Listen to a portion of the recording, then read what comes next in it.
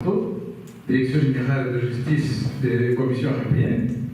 Il est coordinateur pour le dialogue avec les organisations religieuses et non officiateur de l'unité Action contre la discrimination, les questions juridiques à la Direction générale de l'emploi, ainsi que dans les divisions Asie et Moyen-Orient du département des relations extérieures de la Commission européenne. Pour la formation de Dr Vincent de Belli, il est doctorant en droit de la School Oriental and African Studies et SOAS de Londres, et il a une maîtrise en droit international des droits de l'homme à l'Université d'Oxford. Parmi une de ses publications, il a publié un livre sur le Legitimacy Gap, sécularisme, religion and the culture in comparative constitutional law, par Oxford University Press. Et à venir, il nous prépare en fait un article qui est comme un livre en fait, qui s'appelle Responsable mais pas coupable. Allez, à terme de question, responsable mais pas coupable, qui concerne le retour sur les notions de responsabilité et de culpabilité de la France dans le génocide contre les Tutsis au Rwanda, et au point de vue du droit international, le regard des droits international, et qui sera publié dans la revue du droit international et de droit comparé en 2022. Est-ce que Vincent, il nous entend?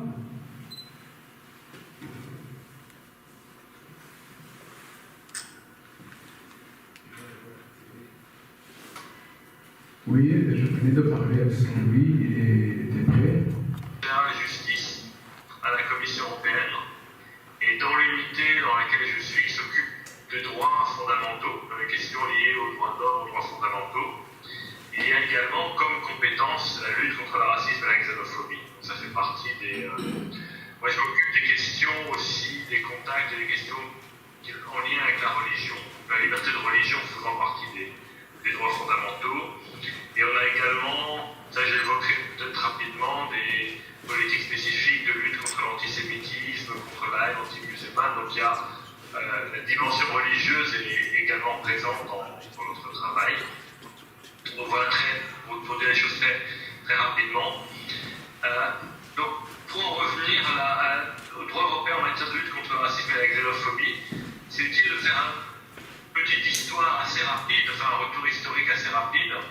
À la fin des années 90, début des années 2000, à un moment où l'Union européenne, donc on est là après la chute du mur de Berlin, on retourne maintenant à une époque qui se rapproche un peu de la guerre froide. Enfin, on redécouvre que l'Union européenne a un intérêt en termes au départ économique et social, donc d'améliorer la coopération économique entre États membres.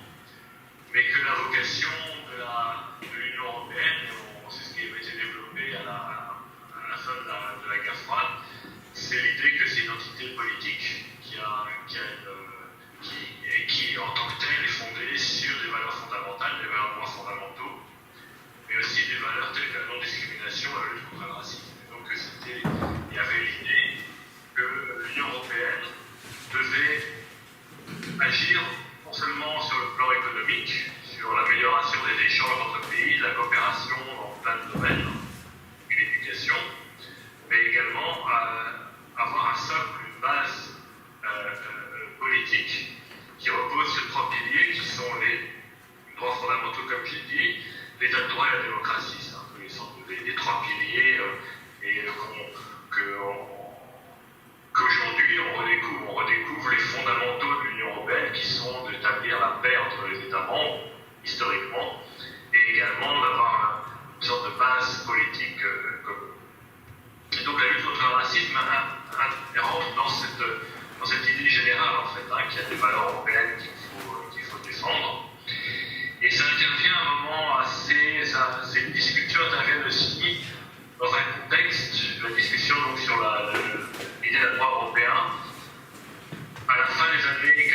90, début des années 2000, on voit déjà, et c'est d'actualité aujourd'hui, la montée de l'extrême droite, du populisme qui commence déjà. Et là, à l'époque, il y avait déjà eu un premier choc. Alors maintenant, avec le temps, malheureusement, on s'habitue à ce genre de choc où l'extrême droite était rentrée dans le gouvernement d'Autriche, en minoritaire d'ailleurs, mais qui était quelque chose qui était assez inconcevable pour les États membres de l'Union européenne, au plan politique, et qui devient aujourd'hui malheureusement la norme. Et les premières mesures du projet de directive contre la discrimination et la décision cadre dont je vais parler sur la lutte contre le racisme sont nées à ce moment-là en réaction à la montée de l'extrême droite. Ce qui veut probablement dire que l'idée d'avoir des mesures européennes en matière de lutte contre le racisme et les discriminations sont probablement plus nécessaires que jamais. Donc la Commission européenne a proposé au début des années 2000 ce qu'on appelle une décision cadre pour la lutte contre le racisme et la xénophobie. Et cette décision a été discutée pendant assez longtemps, pendant plusieurs années, par les États membres avant d'être adoptée en 2008. Donc il y a une décision cadre de novembre 2008 qui contient certains éléments sur lesquels je vais revenir et que les États membres sont obligés d'intégrer dans le droit national. Parce que le système européen, enfin, il y a les règlements européens qui s'imposent directement et les décisions cadres et les directives que l'Union européenne adopte, les États membres doivent les transposer. Elles ne sont pas directement applicables, mais il faut que les États membres mettent en œuvre dans leur droit national ces décisions, enfin les textes juridiques européens, ils doivent être transposés. Ça aussi, j'y reviendrai. Donc cette décision cadre a été adoptée en 2008 et disons qu'il y a deux points principaux dans cette décision cadre. Donc un sur lequel on a déjà beaucoup parlé au sein de RESI et dans d'autres contextes, qui est la lutte contre le négationnisme. Mais le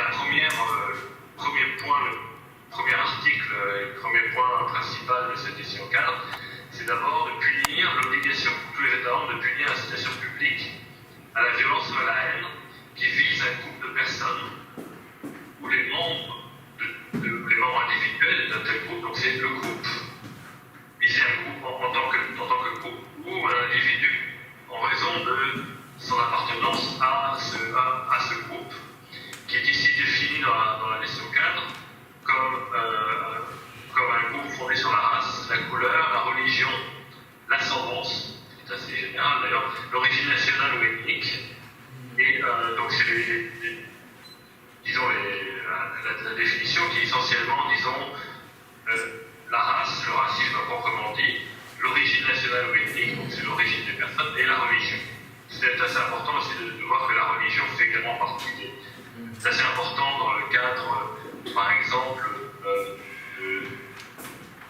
dans certaines régions du monde, et on retrouve des échos malheureusement en Europe, mais au Moyen-Orient, où clairement les minorités religieuses ont pu être visées par des extrémistes, notamment l'État islamique lorsqu'il a été actif en Irak, et continue d'ailleurs de l'être lorsqu'il a dominé l'Irak et la Syrie.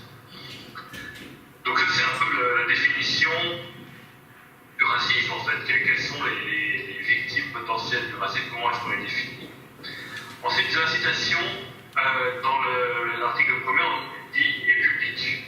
Donc il s'agit ici de réprimer la diffusion de cette haine, de cette violence, par tous les moyens. Alors, c'était originellement plutôt la presse écrite, les médias traditionnels, mais maintenant, évidemment, Internet, c'est le moyen principal de diffusion. C'est toute forme de diffusion publique, sur tous les supports possibles, mais c'est ce caractère public. L'autre point de la décision cadre, c'est donc ce que je disais, la lutte contre le négationnisme.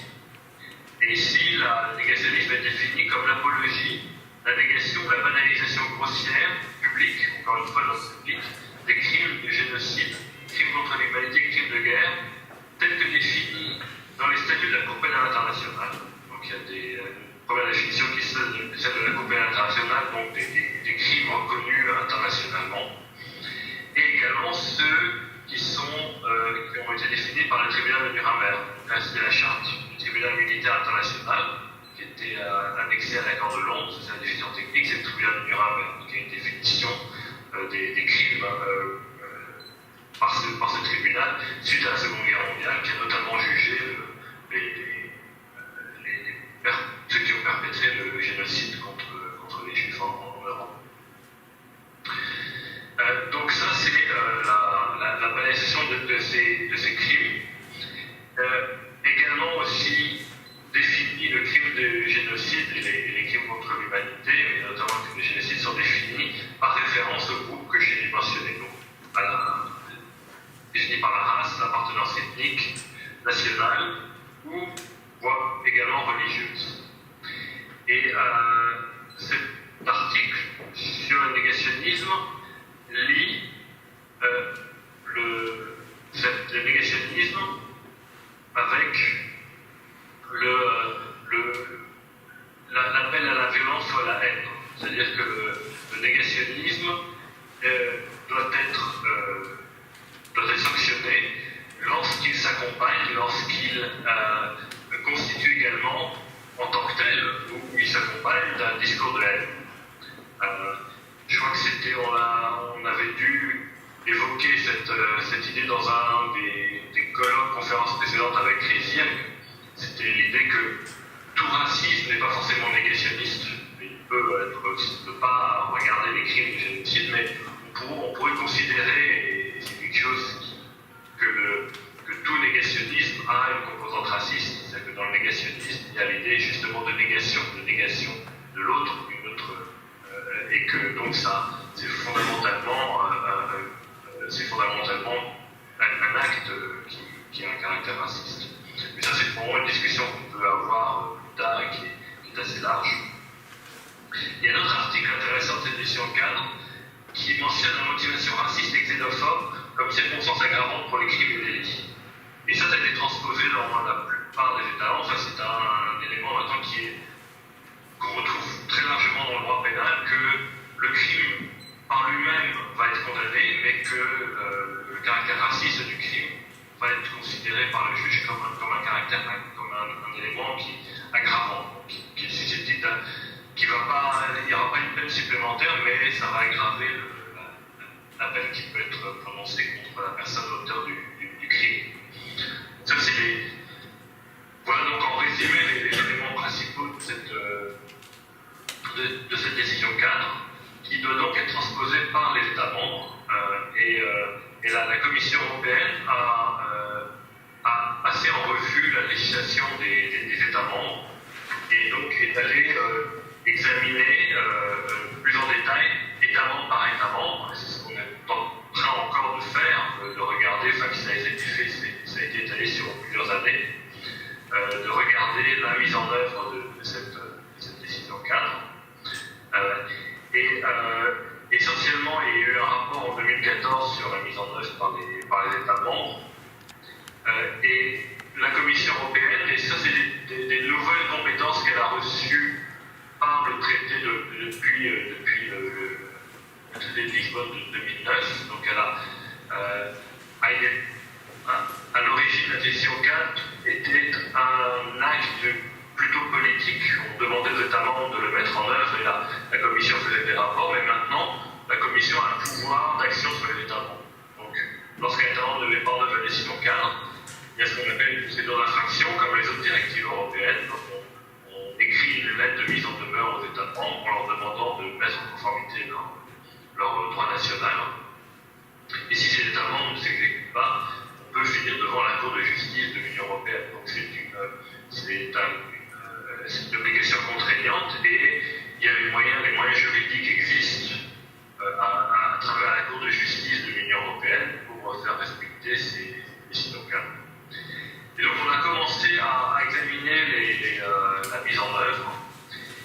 Et en général, la plupart des États membres ont mis en œuvre d'une façon ou d'une autre ces dispositions, donc les questions sur les discours de haine. Certains États membres l'ont presque l'ont fait très tardivement ou seulement sous la pression de la Commission européenne. Et maintenant, l'idée que les discours de haine en général doivent être réprimés et reprises de façon plus ou moins satisfaisante, mais reprises par les États membres. Le caractère aggravant aussi du racisme. Donc ces dispositions sont relativement bien transposées. En revanche, c'est plus hétérogène, c'est moins satisfaisant pour la question du négationnisme, qui est transposé de façon un peu différente selon les États membres, d'abord.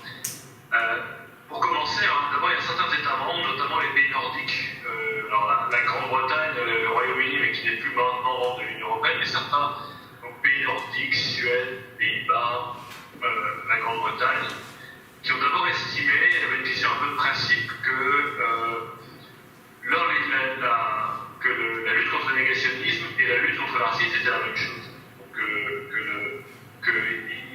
il fallait prouver, si on pouvait prouver le caractère raciste du négationnisme, on pouvait aller devant les tribunaux anglais, néerlandais ou suédois et faire valoir que le négationnisme est constitué de racisme.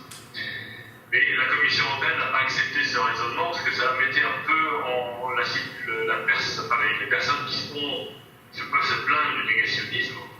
C'était à eux de prouver qu'il s'agissait de racisme et d'établir en fait qu'il y avait la racisme.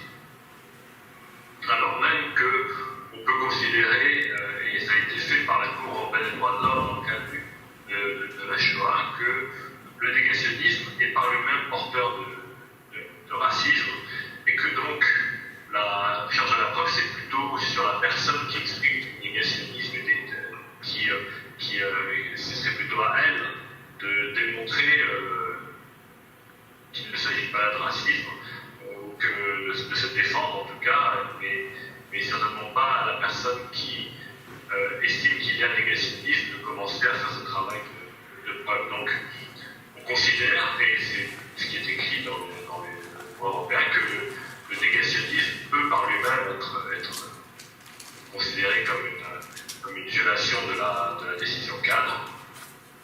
Ensuite, la plupart des États membres, dans beaucoup d'États membres, on considère que la négation de la Shoah, du génocide contre les Juifs, est une violation de la loi dans la plupart des États membres, la quasi-totalité. Il y a également certains États membres qui ont commencé à criminaliser la négation ou la banalisation des crimes liés au communisme, donc notamment dans les pays d'Europe de l'Est, ou les crimes de l'époque soviétique, de l'occupation soviétique. L'idée qu'il y avait une sorte d'extension qui n'est pas en elle-même contraire à la décision cadre, parce que la décision cadre a établi un cadre minimum, mais elle n'empêche pas les États membres d'avoir d'autres dispositions s'ils le souhaitent, s'ils estiment que c'est pertinent. Mais là, on va au-delà en fait, de la décision cadre, mais c'est simplement un aspect assez important à la lumière de ce qui se passe aujourd'hui également aussi. Le fait que certains crimes de la période soviétique ont pu être analysés ou considérés comme pas si graves. Donc ça, pour certains États membres, c'est un problème. Et enfin, il y a la question maintenant des crimes internationaux.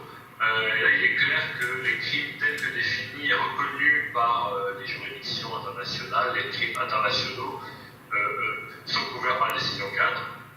Donc on parle notamment du génocide commis contre les Tutsis au Rwanda, qui serait mais également d'autres crimes de génocide, comme le génocide commis à Srebrenica en Bosnie en 1995, qui a été reconnu également par une Cour pénale internationale, qui vous savez. Donc, on a là des cas où il y a des crimes internationaux reconnus comme tels. Ce qui laisse de côté, et c'est une des questions qu'on a également discuté dans le passé, qui est celle disons, du négationnisme des génocides commis contre les Arméniens, dans la mesure où on n'est pas là, on n'a pas de décision, il n'y a pas de décision d'un tribunal international ou de décision internationalement reconnue dans ce domaine. Donc ça pose certaines questions au regard de la décision cadre. encore une fois, la décision cadre, c'est un minimum. Rien n'empêche les États membres d'aller au-delà, d'avoir une législation plus large. Évidemment, et toute cette discussion, et là on revient à la position que je mentionnais du Royaume-Uni, du Pays-Bas, de la Suède, qui est de dire la répression du négationnisme, oui, mais évidemment, on reste dans un contexte où disons que la lutte contre le racisme s'inscrit aussi dans le cadre du respect de la liberté d'expression. Et qu'il n'y a pas en fait d'opposition, que ça fait partie du même contexte, qu'il y a une liberté d'expression, une liberté on peut parler d'évoquer tous les sujets, mais que cette liberté ne s'étend pas à des discours à caractère raciste ou qui ont un caractère de discours de haine. Qu'il y a là, on peut avoir des polémiques, on peut avoir des discours qui peuvent choquer ou il y a toute la question de la caricature, de la satire, c'est surtout beaucoup avec dans le domaine religieux, on parle beaucoup, mais qu'évidemment, on trace une ligne rouge sur ce qui a un caractère de discours de haine ou de négationnisme, de banalisation, de crimes, de génocide, de crimes contre l'humanité qui ont de façon évidente ce caractère raciste. Donc voilà où on en est sur la décision cadre. Avec la décision cadre, il y a aussi des éléments, disons, de soutien aux États membres. Donc il y a des différentes politiques ou actions.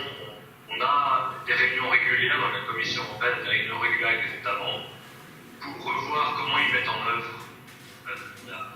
non seulement comment ils mettent en œuvre dans la loi, la transposition légale, mais également parler avec des praticiens, des membres, des personnes qui travaillent pour les polices nationales, pour la justice, les procureurs, sur comment toute la question en fait de mesurer le discours de haine, les actes racistes, comment s'assurer que dans les instances judiciaires ou à la police, il y a des statistiques, on peut repérer ces discours en tant que tels, les poursuivre en tant que tels, et pas les mélanger avec d'autres crimes et délits. Donc de bien repérer le caractère raciste, haineux de certains comportements qui tombent sous le coup de ces lois spécifiques. Donc d'avoir un peu cette mesure. Il y a des réunions avec les États membres, il y a aussi l'Agence des droits fondamentaux qui est basée à Vienne, qui est une agence qui initialement d'ailleurs s'occupait beaucoup de ces questions, ont été centrées surtout sur la non-discrimination et le racisme, elle couvre les droits fondamentaux en général, mais elle a gardé cette vocation de faire le suivi, d'avoir des statistiques régulières sur l'évolution des crimes de haine, des discours de haine au sein de l'Union européenne. Donc il y a des rapports réguliers. Donc il y a la question des statistiques en fait. Il y a une autre question, et il y a une directive spéciale de l'Union européenne sur les droits des victimes.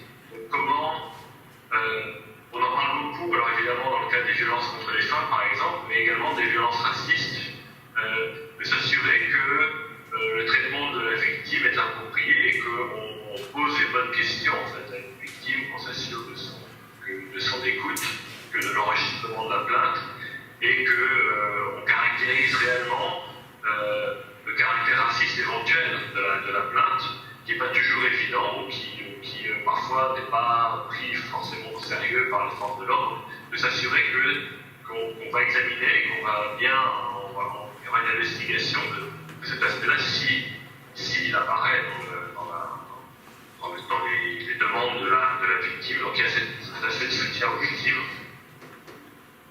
Le dernier point que je voulais mentionner, c'était l'existence aussi d'un code de conduite. Donc la décision cadre a été adoptée, qui est proposée au début des années 2000, mais on commençait déjà à avoir Internet, mais maintenant, lorsqu'on parle de discours de haine, on parle principalement d'Internet.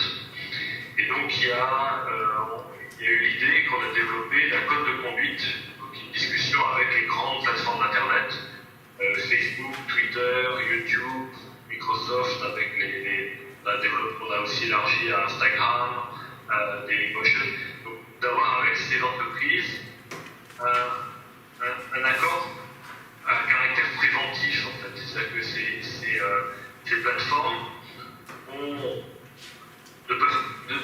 l'idée fondamentale, c'est que les plateformes ne peuvent pas se désintéresser du contenu qui est posté sur leur site. Que Facebook doit avoir une attention sur ce qui est posté sur leur site, qu'elles ont certaines obligations. Parce que c'est des plateformes qui ont des relais, enfin, qui sont suivis massivement, et que donc il y a l'idée qu'il y a certaines obligations, notamment l'accord qui était passé avec ces compagnies de retirer sous 24 heures les contenus à caractère haineux, à caractère raciste. Donc il y a un engagement à le faire dès qu'il y a un signalement, de retirer. Et actuellement, c'est le cas pour la très grande majorité des contenus. Donc ces compagnies respectent leur engagement, sachant qu'il y aura évidemment des efforts à faire, que ça suppose aussi beaucoup d'une infrastructure, que ça suppose disons des moyens humains pour ces compagnies, qui ont recours également à l'intelligence artificielle de plus en plus. Et il y a également aussi l'idée qu'il y a un réseau d'ONG, de l'association de la société civile, qui sont en contact avec ces plateformes et qui peuvent évaluer avec elles la source, d'où viennent ces discours de haine. Est-ce qu'il y a des sources particulières, est-ce qu'il y a des endroits particuliers qui posent problème, éventuellement aussi de faire rapport, de faire rapport à la police, à la justice s'il y a des abus importants, enfin de pouvoir avoir cette dimension-là aussi. Donc en tout cas, il y a cette coopération avec ces plateformes qui ont un rôle, en fait, une responsabilité, qui ne peuvent pas se cacher derrière le fait qu'elles apportent un service et qu'elles n'ont pas de responsabilité sur les contenus qui sont publiés. Voilà ce que je voulais dire en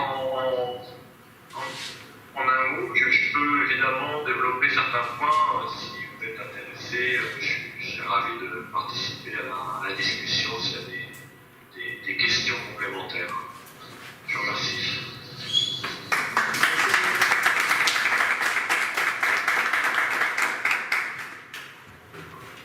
Ok. Peut-être qu'on aura quelques questions à vous poser. Je vous rappelle que vous notez toutes les questions. On va les poser à la fin. On va vous donner tout un temps de discussion où vous pouvez poser toutes vos questions. J'ai une ou deux questions à poser à Vincent aussi. Mais j'attends qu'on termine pour les poser. Il reviendra.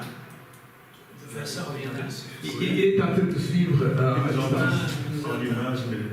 Et alors, quand on lui posera des questions, on va le faire apparaître quand même online.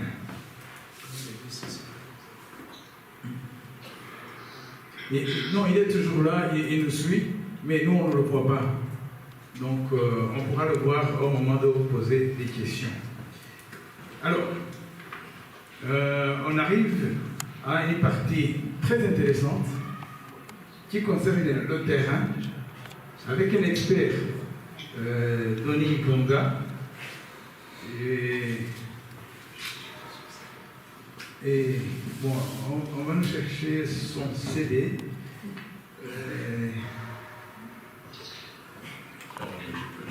Je vais lui laisser se présenter. Le problème, c'est qu'il est très modeste. Quand il intervient sur le Il va nous cacher certaines choses probablement. Mais non. Bon, il va nous dire l'essentiel. Merci beaucoup. Pour la parole, Denis. Je parle comme ça? Ok. Je suis Denis Mpunga. Mon métier, c'est acteur, comédien, metteur en scène. Alors, acteur, dans le cinéma, on appelle ça des acteurs, et dans le théâtre, on appelle ça des comédiens. Je n'ai jamais compris la différence. Donc, je suis acteur et comédien. Par contre, je suis metteur en scène, c'est-à-dire que je mets en scène des pièces de théâtre. Je ne suis pas réalisateur de cinéma. parce que c'est deux métiers très différents, avec des objectifs assez différents.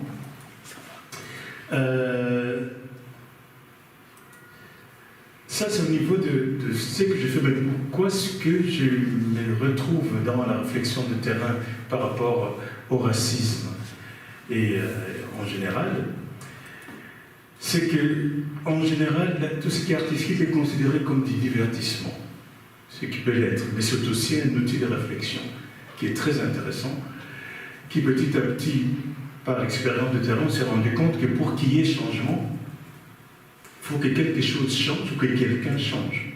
Donc si on veut changer les choses du racisme, il va falloir qu'il y ait du changement. Or, la plupart des gens veulent un changement qui survienne, mais eux, ils ne veulent pas changer. C'est une des choses la plus contradictoire. Tous on veut du changement, mais on ne veut pas toucher, par exemple, à nos droits qui ont été acquis. En France, c'est flagrant, parce que j'ai travaillé beaucoup. Ils sont d'accord d'avoir, en fait, la retraite à 60 ans ou 62 ans, avoir les mêmes avantages. J'ai dit, mais en Belgique, vous savez, il y a 65 ans, parfois maintenant on passe à 67. Ah oui, mais non, on veut bien que la retraite augmente, mais on ne veut pas aller plus tard à la retraite. Je dis, mais oui, mais à un moment donné, ça coincera au niveau arithmétique. Si on fait moins d'enfants, il y aura moins de travailleurs. Donc à un moment donné, il faut se rendre compte que les choses vont changer. Je pense que l'artistique a ça d'intéressant, c'est qu'on travaille sur l'émotionnel des gens. Parce qu'on s'est rendu compte, et c'est des psychologues québécois qui se sont rendus compte que l'être humain est à 95% à peu près émotionnel et 5% des rationnels. C'est-à-dire que si l'être humain était à 95% rationnel, la guerre d'Ukraine n'aurait pas lieu. Et quand on voit toutes les conséquences négatives de cette guerre, on dit, mais s'ils réfléchissaient avec leur tête, on ne devrait pas faire cette guerre, et ils devraient arrêter. Ça, c'est parce que précisément, l'être humain est d'abord un être émotionnel. Il réagit à ses émotions. Et c'est précisément là que ça devient intéressant de travailler avec l'outil théâtre, parce qu'il va agir sur les émotions du public, les émotions des gens qui regardent un film ou les gens qui regardent une pièce de théâtre. Et je vais donner 3-4 exemples de terrains qui sont très pertinents par rapport à ça. Le Brésil a essayé dans les années 2000, avec des millions de dollars, essayer de réduire les taux de natalité. Ils se rendaient bien compte qu'il était déjà plus de 200 millions. Ils disent, si on continue comme ça économiquement, on ne va pas y arriver. Ils ont fait des campagnes qui ont coûté très cher. Ça n'a donné aucun résultat.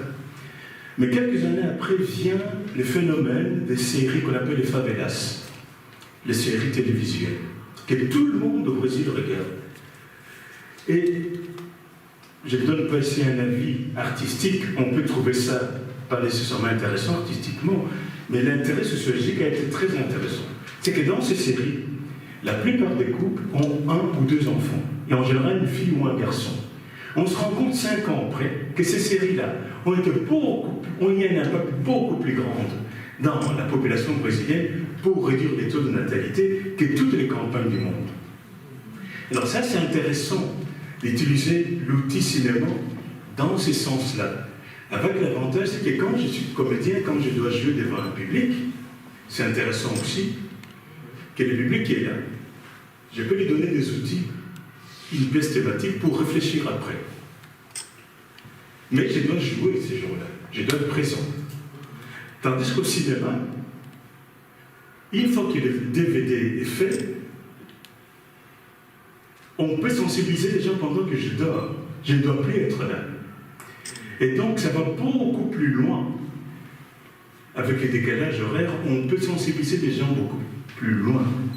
Et surtout, aujourd'hui, avec les réseaux sociaux, les gens s'expriment beaucoup par des petites capsules. Pourquoi on fait ça? C'est qu'on se rend compte que soit en Afrique ou ailleurs, c'est que la notion de racisme, elle est humaine. C'est-à-dire que les Noirs aussi sont racistes. Il ne faut pas croire. Tout le monde est raciste. Donc c'est un réflexe. Pour cela, il faut changer le logiciel qui est dans la tête. C'est là que ça devient intéressant d'utiliser des outils artistiques. Je donne l'exemple des favelas, mais je peux donner aussi l'exemple d'une pièce de théâtre qu'on est allé jouer au Québec il y a quelques années. Une pièce de théâtre jeune public, On a joué dans une école à Montréal, puis après on est allé à la ville de Québec. Quand on arrive à la ville de Québec, il y a une dame qui nous appelle, la directrice de l'école où on a joué à Montréal, en disant « Il y a quelque chose que je n'arrive pas à comprendre. Il y a une petite fille qui a vu votre spectacle. Cette petite fille a perdu sa maman il y a 1 an. Elle ne parle plus. On a essayé toutes les thérapies, et Dieu seul sait comment, au Québec, ils sont très en avance en recherche au niveau psychologique. On a essayé des thérapies de toutes sortes. Elle ne parle toujours pas, elle est toujours seule dans la cour de récréation. Et après votre spectacle, cette fille a commencé à parler. Que s'est-il passé? Je lui dis, madame, c'est bien ça le problème de l'art. C'est qu'on n'arrive pas à expliquer. Scientifiquement, je ne peux pas vous expliquer ce qui s'est passé. Mais je peux vous dire qu'il y a une scène dans le spectacle qu'on a joué qui a dû parler à cette gamine. Dans cette scène, il y a une petite marionnette qui, avant d'aller dormir tous les soirs, c'est une petite fille, prend le téléphone, elle ne parle pas, on entend une voix féminine qui lui parle. Puis elle va dormir. Et chaque fois, ces rituels-là se répètent. Je dis à la directrice, ce qui a dû se faire, c'est que cette gamine a fait des transferts. Comme c'était très douloureux d'avoir perdu sa mère, le fait de voir une petite fille qui ne parle pas, mais qui a une voix féminine qui lui parle, elle a dit, tiens, tout compte fait, ma maman n'est plus là, mais je peux imaginer qu'elle me parle. Et donc je peux lui parler avant d'aller dormir, même si elle ne me répond pas. Donc elle a pris ça pour elle.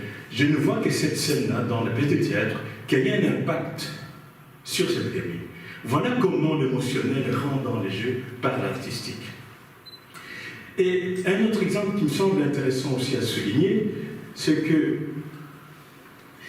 en 1830, la Belgique devient indépendante. Tout le monde sait ça. Et ce qu'on sait moins, c'est que c'est après un opéra qui a eu lieu à Bruxelles, à l'opéra de la Monnaie, qui s'appelait La Muette de Portici. La Muette de Portici.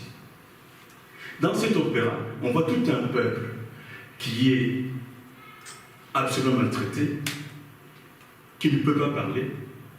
Et on est justement, les gens ont établi, à ce moment-là, la Belgique est colonisée, on peut vraiment le dire comme ça, par la Hollande.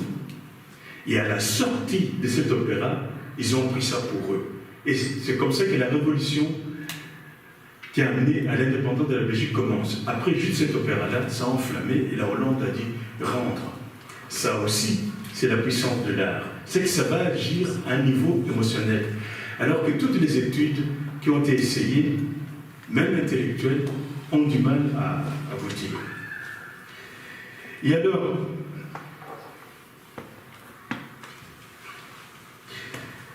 oui, j'essaie de sélectionner parce qu'il y a tellement de choses à dire, je vais essayer de ne pas être trop long. Je vais t'oublier, Alors, lutter contre les... Ça, c'est le cadre. Comment est-ce qu'on peut, avec l'artistique, lutter contre les stéréotypes?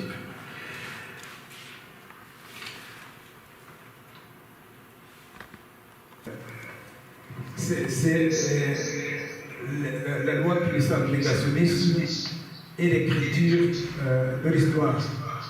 Bon, la liberté d'expression et l'écriture de l'histoire.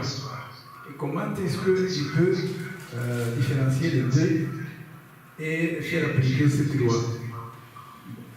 Je ne sais pas si vous avez entendu. Oui, non, j'ai bien entendu. Et évidemment, c'est deux questions. La loi anti-négationniste, elle existe vraiment. Et la définition, c'est essentiellement, disons, la condamnation du négationnisme qui est largement reconnue maintenant en Europe du génocide des Juifs.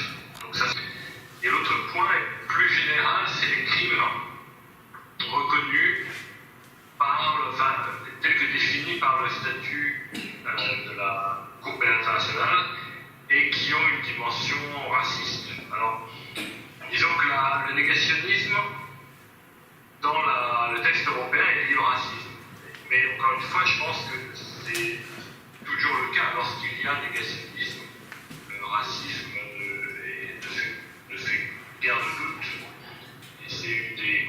c'est l'aspect constitutif du négationnisme. Donc il y a ces liens. Et ensuite, la définition, c'est un crime reconnu, en fait, ça c'est un crime reconnu internationalement. Il y a une disposition dans la décision cadre qui permet de limiter,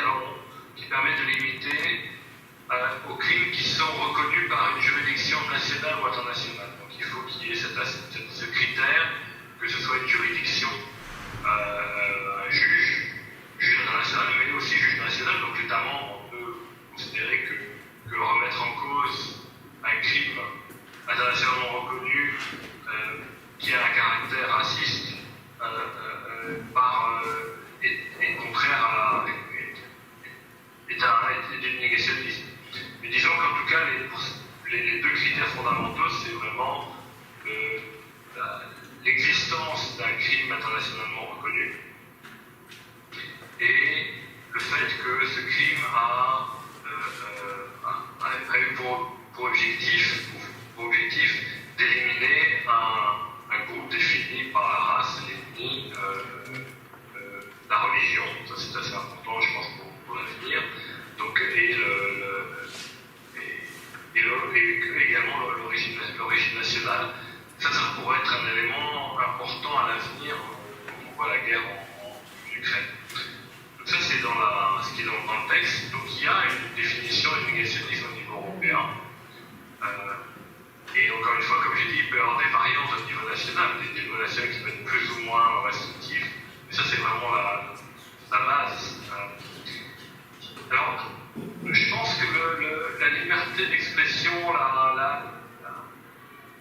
on est l'écriture de l'histoire, mais là on est dans le cas classique en fait où il y a d'un côté la liberté d'expression, enfin d'un côté où disons que l'argument de la liberté d'expression ne fonctionne que jusqu'à un certain point. En fait, la liberté d'expression ne peut pas être utilisée pour pousser à commettre un crime, pour nier ce crime, ce qui revient quelque part à l'excuser et à le promouvoir. Et le racisme n'est également pas appelé à l'extermination ou au racisme, à la haine contre un certain groupe. Ça fait pas partie de la liberté d'expression. Donc je pense qu'on est dans le même cadre. C'est toujours difficile d'avoir une réponse théorique parce qu'en fait c'est après au cas par cas devant le juge ou devant les instances.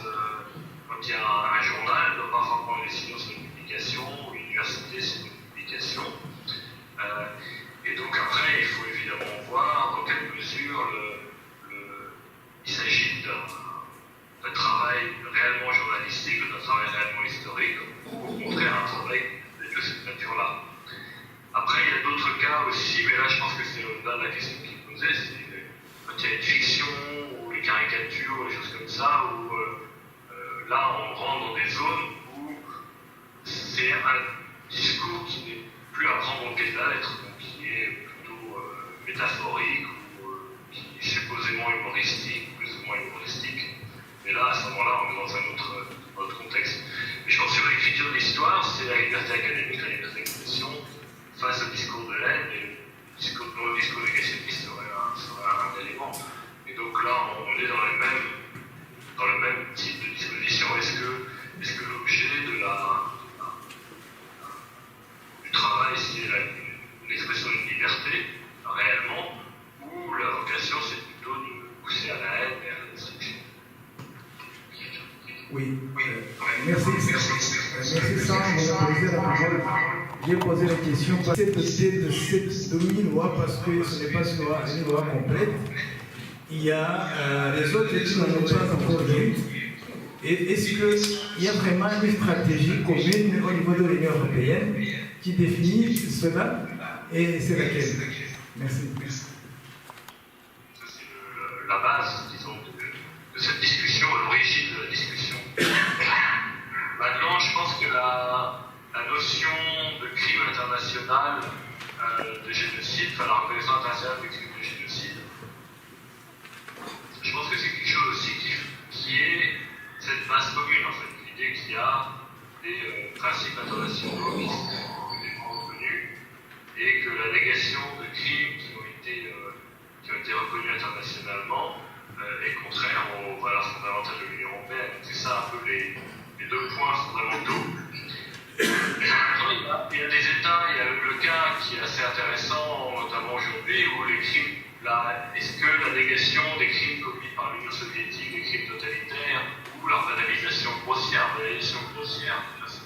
c'est là c'est peut-être là qu'on peut regrouper les travaux académiques éventuellement, pseudo-académiques d'ailleurs, mais c'est là probablement que il y a certains États membres qui vont aussi considérer qu'il y a d'autres crimes différents, par exemple le crime totalitaire, et ça c'est une des choses que nous on dit aux États membres quand on a des questions parlementaires, enfin quand on a des questions citoyennes, que nous en tant que commission on ne va pas prendre de position là-dessus, parce que c'est pas les crimes totalitaires, en tout cas les crimes soviétiques, alors pour parler de façon un peu générale, mais ils ont essentiellement un caractère politique. Et donc là, c'est pas couvert par la décision cadre. Mais ça ne veut pas dire que ce ne sont pas des crimes qui sont gravissimes et qui peuvent être réprimés, mais c'est à chaque État membre là, pour le coup de décider. Et on s'aperçoit probablement, alors là maintenant on sort du cadre européen, mais si on prend le cas de l'Ukraine, qui est probablement assez intéressant, c'est que en Ukraine, il y a eu une famine organisée dans les années 30 qui pourrait être assimilée, qui pourrait, dans le caractère génocidaire, pourrait être établie. Là, ce serait plutôt une minorité nationale qui a été visée par une opération de famine, alors que, par ailleurs, l'Ukraine, on le redit maintenant, un gros producteur agricole. Quand il y a une famine dans un pays qui a une grande production agricole, c'est un acte politique délibéré qui vise à éliminer l'objet était le contrôle politique de ce territoire. Donc il y a évidemment des cas limites aussi lorsqu'on commence à rentrer dans cette histoire, et on peut comprendre que certains États membres vont être plus sensibles à cette dimension-là. Et je pense qu'il y a quand même ces deux points au niveau européen qui sont quand même le rôle du générateur, disons, du génocide des Juifs et le rôle de la Cour pénale internationale. Ça, je pense que c'est quand même des choses qui sont importantes, des points qui réunissent tous les pays européens. Et après, il y aura des sensibilités nationales où certains États vont aller plus loin que d'autres.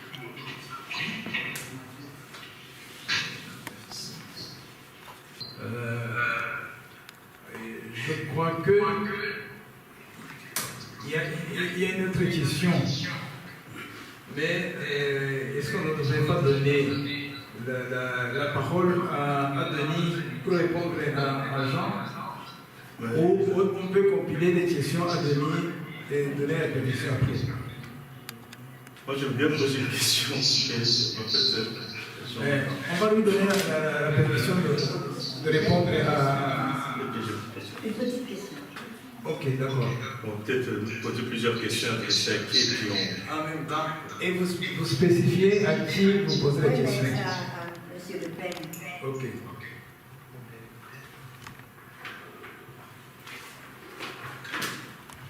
Monsieur Le Pen, vous avez parlé que l'Union européenne a pris des décisions cadres pour les membres de l'Union européenne pour transposer les valeurs de l'Union européenne dans leur État national.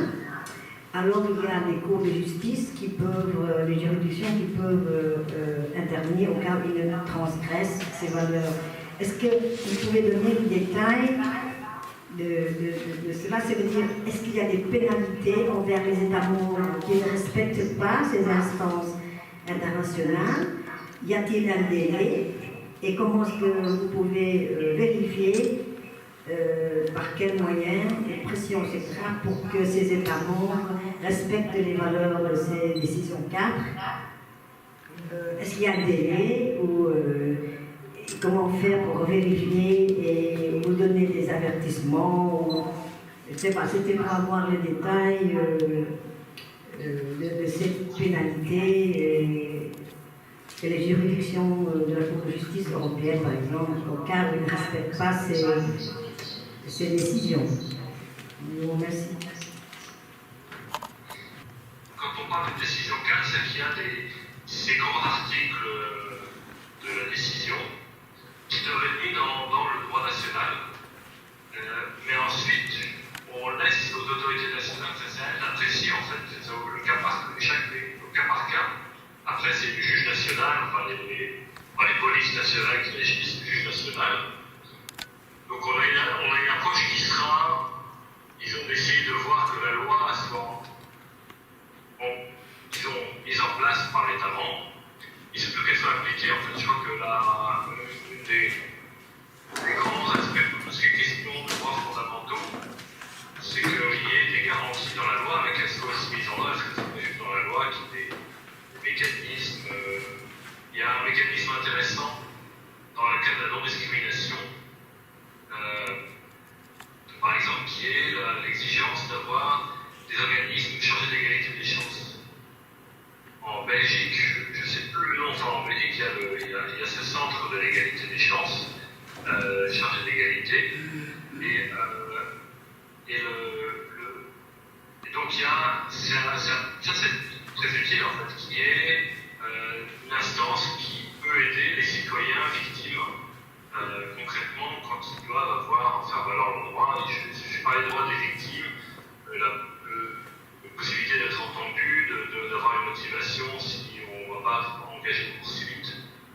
Donc de voir en fait concrètement comment c'est fait sur le terrain. Donc il y a l'idée qu'on va d'abord essayer d'avoir une approche opérative. Et que seulement si on s'aperçoit que l'État membre n'a aucune volonté de mettre en œuvre le droit européen, on peut agir. Et la Commission peut amener un État membre devant la Cour de justice de l'Union européenne si elle estime que cet État membre ne fait pas ce qu'il faut pour respecter le droit européen. Mais l'approche sera plutôt d'abord d'être coopérative, d'essayer d'aider l'État membre à effectivement réprimer tout ce qui est les actes à caractère raciste, les discours de haine, à trouver des moyens concrets en fait, pour que ce soit effectivement respecté. Des moyens de pression au bout d'un temps pour voir s'ils ont appliqué ces décisions cadres.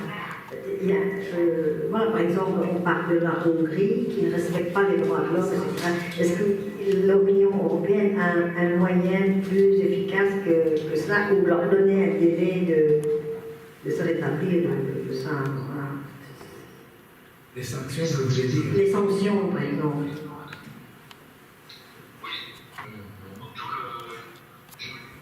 Je vais regarder parce que je peux regarder les éléments qui sont dans la décision cadre, mais le principe de base c'est celui-là.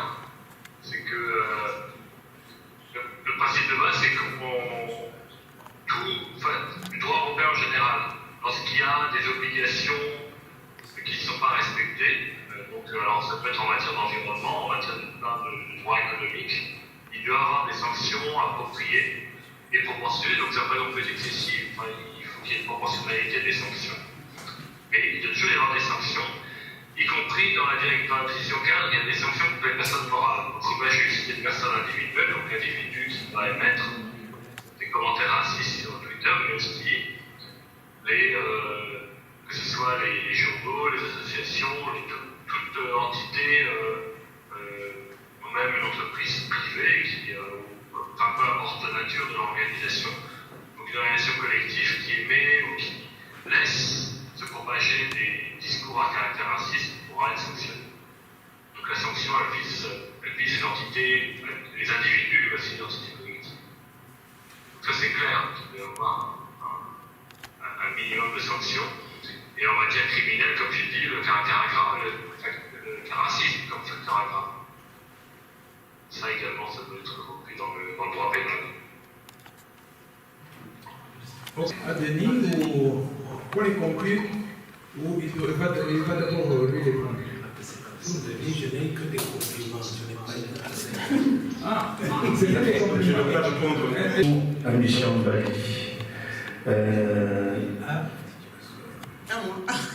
Allez. Je l'ai pas. Vous avez dit tout à l'heure, et j'ai trouvé ça très intéressant, que le racisme n'est pas un délit, c'est sa manifestation qui est un délit. Est-ce que cela revient à dire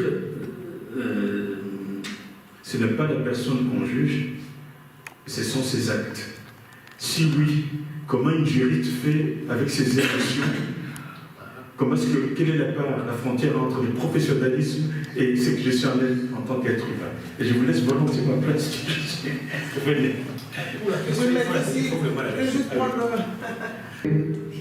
C'est-à-dire que dans un premier temps, quand nous recevons des personnes qui ont subi du racisme ou de la discrimination, je laisse parler la personne et je suis dans une situation beaucoup d'empathie, beaucoup dans l'écoute, beaucoup dans... Voilà.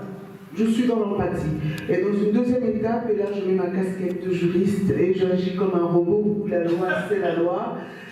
La discrimination a une définition légale et donc je dois traduire en langage juridique ce que la personne m'a rapporté et voilà, j'essaie de lui faire comprendre la différence entre une injustice et une discrimination au sens légal du terme. C'est ça. Donc voilà. Merci. Manquement que la Commission européenne peut lancer. Et donc la Commission européenne, le pays en question doit pouvoir se justifier au niveau de la Commission européenne. Si elle ne parvient pas à convaincre, la Commission peut aller devant la Cour de justice de l'Union européenne. Et là, il y a des sanctions qui sont prévues, mais ce sont des sanctions financières qui sont forfaitaires. Voilà. Merci beaucoup. Mais je ne vais pas vous retarder quand même. C'était à propos des gens qui se discriminent et même que vous avez signalé. Qui c'est? Oui, vous avez dit que quand ils se discriminent eux-mêmes, comment est-ce que vous pouvez indiquer ça? Comment est-ce que vous luttez, comment est-ce que vous luttez contre ça? Je vais vous donner un exemple, c'est que nous on parle de la promotion de notre culture africaine, etc., pour se mettre en exergue, alors pour que les Européens respectent notre culture, etc. Dites-moi quelque chose là-dessus, et puis je vous donne la permission de vous aider. La Fondation Roi Baudouin sur le sujet, et la Fondation Roi Baudouin parle d'autodiscrimination. Et c'est plutôt le phénomène de l'intériorisation des discriminations par le titre c'est autodiscrimination par les jeunes issus de l'immigration perçus comme tels. Et dans cette étude, c'est vrai qu'il parle de tous les mécanismes que les personnes issues de l'immigration, perçues comme issues de l'immigration, développent par rapport à la discrimination. Certaines personnes ont tendance à développer des stratégies pour éviter de ressembler, ou plutôt de réaliser les stéréotypes et les préjugés que le groupe dominant a sur leur groupe. Donc ils ont tendance à dire je ne suis pas comme ceux faisant partie de ma communauté, je suis différent. On dit souvent que les Noirs arrivent à l'heure, mais moi je suis toujours à l'heure. Donc je vais développer ce truc de toujours être à l'heure, ne jamais être en retard. Et pour protéger mon estime de moi, ce que je fais souvent, c'est que quand je réussis, c'est grâce à moi. D'accord? Si j'échoue, c'est à cause des autres. Donc ce sont des choses que, en tout cas l'étude de la Fondation Roi Baudouin a mis en lumière par rapport à ce phénomène. Par exemple, on dit, non, je ne vais pas aller postuler là-bas, ça ne sert à rien d'aller postuler là-bas parce qu'ils n'engagent jamais de Noirs. Voilà. Mais j'envoie mon CV. J'ai un entretien, j'arrive quand même à arriver en retard lors de l'entretien. Je ne me prépare pas du tout à l'entretien. Parce que je me dis, je n'ai pas de chance, je ne peux pas arriver à avoir un boulot là-bas. Donc il y a un peu cette mise à l'écart par rapport à qui je suis. Quand on parle de choc de culture, c'est souvent ça, hein, qui je suis et ce que la société voudrait que je sois. Et il y a et ça c'est les jeunes qui sont venus, les enfants en tout cas, qui sont venus très jeunes ici en Europe, ont souvent ce type de problème. Moi je suis arrivée en Belgique, j'avais 7 ans, et mon premier choc de culture, c'est quand le professeur a posé une question, j'ai fait moi monsieur, moi monsieur, moi monsieur. Ben, moi au pays, c'est moi monsieur, moi monsieur, moi monsieur. Ici on lève juste le doigt. Ce professeur a pris la peine de m'expliquer. Mais Autre exemple, j'ai eu un professeur en 3e qui m'a posé une question et ma langue a fourché. Et elle m'a dit, arrête de parler le petit nègre, Micha. Et donc, j'avais commis une faute, peut-être. J'ai eu un petit accent, peut-être. Mais elle ne m'a pas corrigé du tout. Elle m'a juste dit, arrête de parler le petit nègre. Et donc, j'ai intériorisé cette remarque-là. Et donc, pour moi, passer un examen oral, c'était une catastrophe parce que j'avais peur de parler le petit nègre. Et donc, être ici, faire ces formations, c'est un petit clin d'œil que je lui fais en disant, ben, écoutez, ben, vous m'avez peut-être dit, arrête de parler le petit nègre, mais le petit nègre, il parle. D'accord? C'est une manière aussi de renverser un peu ce trauma. Et c'est ça qu'on doit vraiment faire. Aujourd'hui, on a tendance à se dire, pour ne pas être comme les autres, je ne suis pas de la même génération que mes parents, donc moi je suis allée à l'école en Belgique, j'ai étudié en Belgique, j'ai un diplôme belge, donc je suis entre guillemets mieux que mes parents. Et donc pour être mieux que mes parents, je dois rejeter en quelque sorte ce que eux, ils veulent m'inculquer. Alors que c'est vraiment, il doit y avoir une table ronde de conversation entre les parents et les jeunes. C'est pas quelque chose de facile. Par exemple, moi j'ai dit à ma maman, maman, tu nous emmènes en Belgique sans te renseigner sur la réalité de la vie en Belgique. Et pourtant, elle a fait ça pour notre bien, elle n'a jamais pensé à... Mais nous, en tant qu'enfants, tout ce qu'on a vu, c'est qu'on n'était pas comme les autres, je dis toujours, la première fois que j'ai découvert que j'étais noire, c'était en Belgique. Et les gens sont non, la première fois j'ai découvert que j'étais noire, c'était en Belgique, et j'ai découvert qu'être noir était un problème. J'ai toujours su que j'étais noire, mais c'est ici que j'ai découvert que être noir était un problème. Et donc, c'est ça que je donne toujours comme exemple. Aux États-Unis, ils parlent très vite de ces questions raciales. Alors que nous, on n'en parle pas. On ne doit pas en parler, on ne doit pas discuter de ce genre de problématiques parce que les parents veulent protéger leurs enfants en se disant si je ne parle pas de racisme, si je ne parle pas de discrimination, tout va aller pour le mieux pour eux. Mais une fois qu'ils sont confrontés au racisme ou à la discrimination, ces enfants, ils sont perdus. Parce qu'on leur dit à compétence égale, travailler égal. Mais en même temps, les parents disent aux enfants, tu dois travailler 10 fois plus. Mais comment est-ce que cet enfant va comprendre qu'il doit travailler 10 fois plus, mais en même temps, on lui dit qu'il y a un principe d'égalité qui existe dans cette société, un état de droit. Les parents ne vont pas plus loin en lui expliquant c'est quoi la situation. Que oui, dans la vie, tu vas rencontrer des obstacles, il y a ta couleur de peau. On ne prend pas le temps de s'asseoir et de discuter de ce genre de questions.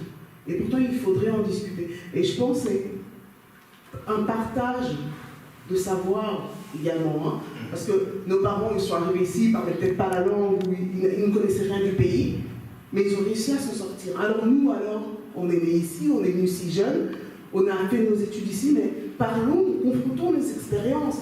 Par exemple, quand on parle de la question des violences policières, par exemple, souvent, les jeunes me disent oui, mais moi j'ai dit à mon père que j'ai été victime d'un contrôle au faciès, et mon papa il m'a répondu, c'est toi heureux, moi à mon époque c'était le botin. Mais qu'est-ce que le jeune comprend? C'est que tu peux subir le contrôle au faciès, c'est pas grave. Et pourtant le contrôle au faciès c'est du racisme.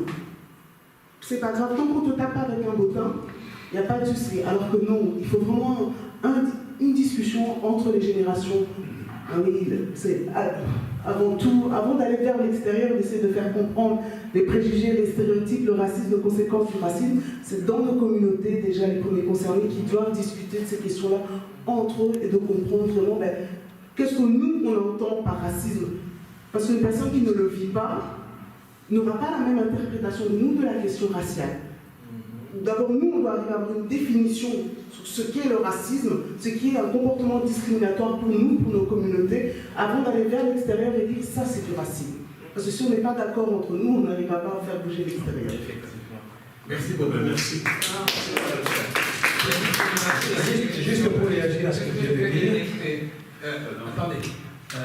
Elle veut partir et monsieur on doit partir, mais peut-être que ma question est intéressée. Je vais la faire rapide. Ma question est celle-ci. Elle touche aux outils qui sont utilisés pour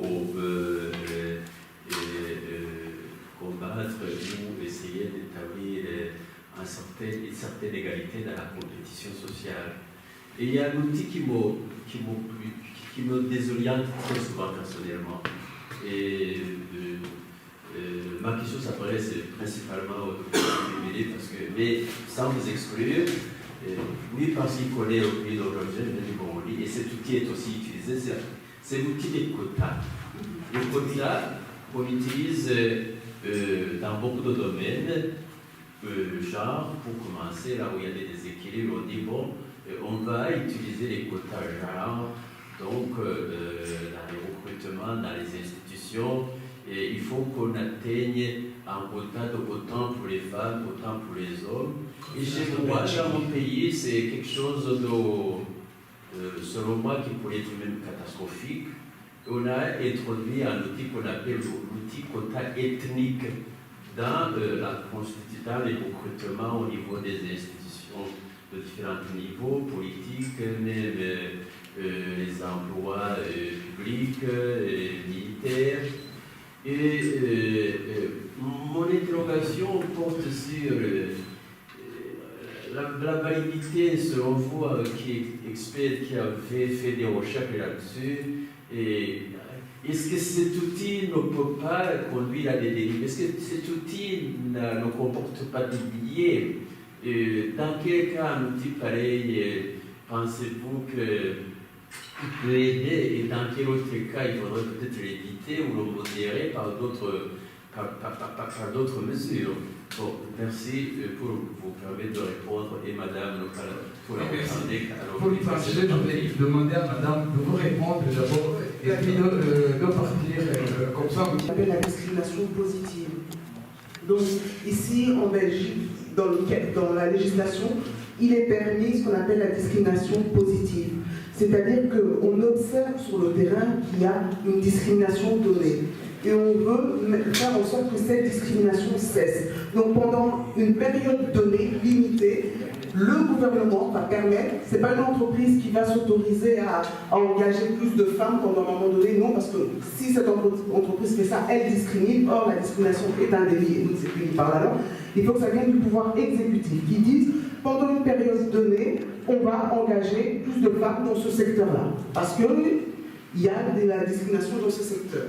Et durant cette période-là, on va engager des femmes. Et une fois qu'on a diminué la discrimination dans ce domaine, on va revenir à la normale. C'est vrai que le problème des quotas, c'est que, en même temps, ça va nourrir le moulin des personnes qui sont contre, qui sont racistes. Parce que c'est des fois, encore une fois, ce sont les Noirs, ce sont les femmes qui ont les avantages, nous, on n'a rien. C'est ça le problème de ce genre d'outils pour lutter contre la discrimination et le racisme. Parce que en période de crise, tu ne vas pas expliquer à une personne qui n'arrive pas à payer son loyer que pendant un petit moment, on va engager tel type de personne. Ce ne sera pas du tout constructif.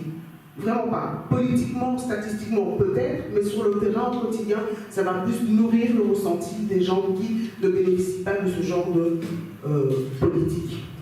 Merci. L'idéal serait la prise en compte du mérite et de la compétence. Pour la compétence, il y en a partout, dans toutes les composantes sociales. Il se trouve que cet idéal n'est pas toujours réalisé. Donc, il a été failli à cet idéal pour des raisons qui ne peuvent que, qui doivent être idéalement transitoires. On cherche un certain établissement, un certain rétablissement d'équilibres internes. Tel pouvoir, au singulier ou au pluriel, tel régime, puis tel autre, ont ignoré de manière visible telle des composantes sociales du pays. Pendant des mandatures, pendant une génération peut-être. Il se trouve que telle composante sociale n'était pas,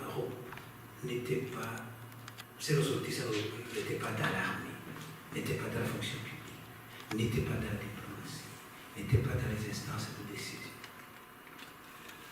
Avec des accords tels que vous en avez connus à Rocha en 2000, pour des raisons transitoires, 60% de telle composante sociale, 40% de telle.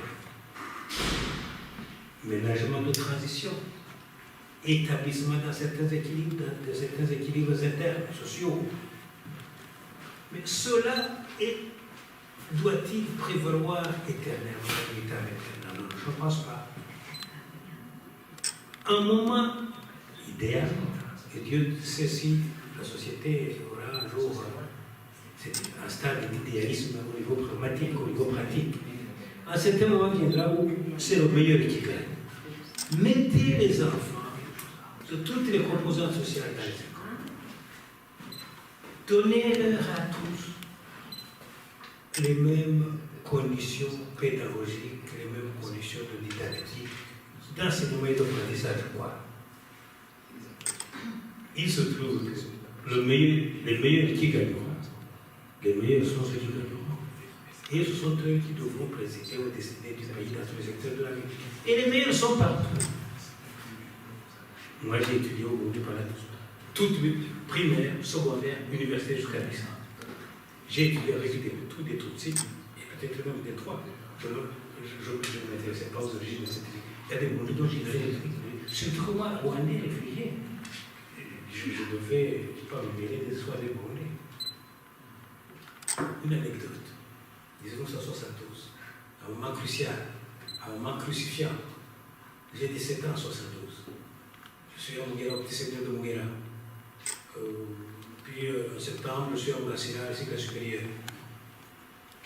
Avec avec les clivages qui venaient d'y avoir en 72, j'ai vu dans le moment que vous avez. On va élire un président du comité diocésain. Pour l'examiner. Les Hutus sont là, les Tutsis sont là. Moi, je suis moi. Et qu'est-ce qu'ils disent, les amis qui étaient examinés? Vous savez, docteur Diamounyamouane, prenons son Rwandais. Même s'il est Tutsi, il est quand même étranger, il ne se met pas de problème. Et c'est ainsi qu'à la faveur des divisions interburundaises, j'ai été président. C'était un aménagement de transition. C'est comme vous avez négocié à Arusha.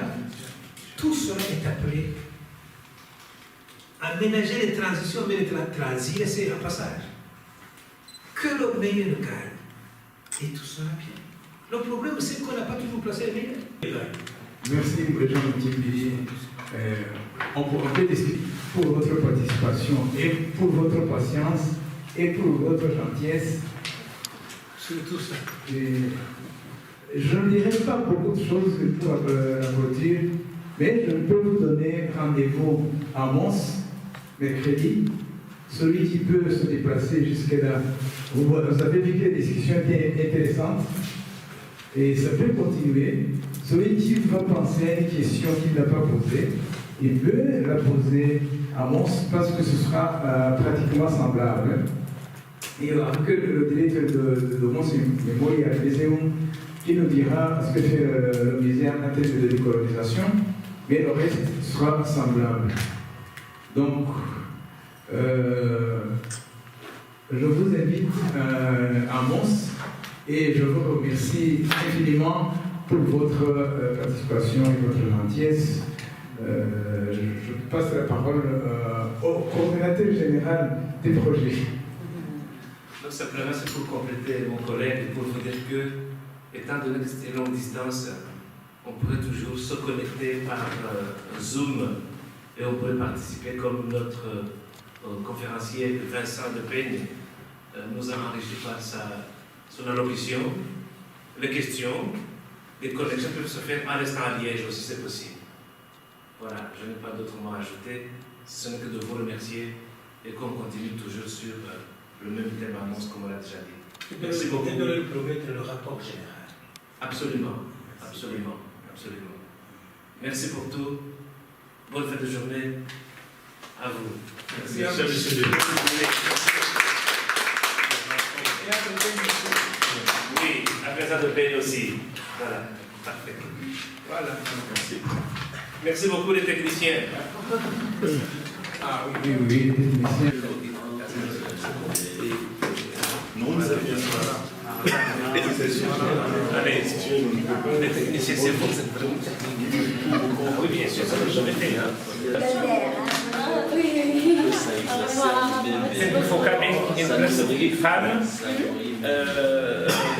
Joachim has written for me. And I told you that you were present here. Thank you for coming.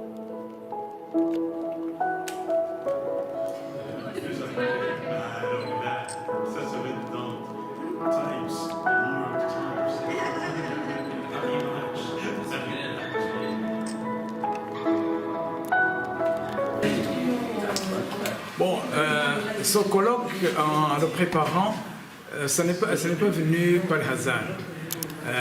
Il vient de l'appel d'offres lancé par la Wallonie, exactement la vice-ministre, le vice-premier ministre et ministre de l'égalité des chances, et Christine Montréal, qui nous a demandé de travailler sur un projet de lutte contre le racisme. Et donc nous avons fait un projet et il a été accepté par le ministère et a été financé. Et ce projet avait deux volets, l'intégration et le vivre ensemble, et puis le génocide qui peut aboutir à une catastrophe si on ne fait rien. Donc, alors, on a voulu en même temps faire une sensibilisation pour vivre ensemble, une sensibilisation pour la lutte contre le génocide et le négationnisme du génocide. En sensibilisant les gens, j'ai dit qu'il y avait un volet de Liège, il y a un volet de Mons, où on doit parler de la même chose, mais à des publics différents. Donc, du côté de la Wallonie, on a voulu faire quelque chose qui donne de l'importance à la lutte contre le racisme, pas seulement le racisme lié au génocide, mais aussi le racisme en général. Je vous ai dit qu'il y avait un racisme au niveau du logement, au niveau des transports en public, au niveau du travail, etc. On veut vraiment que les gens soient conscients du problème, de la problématique du racisme. Moulax nous l'a bien dit. C'est un problème qui est difficile à appréhender. Alors, on veut vraiment que ce soit discuté, détaillé et appréhendé jusqu'à avoir des stratégies, si possible, de lutter contre le racisme ici en Belgique. Merci beaucoup.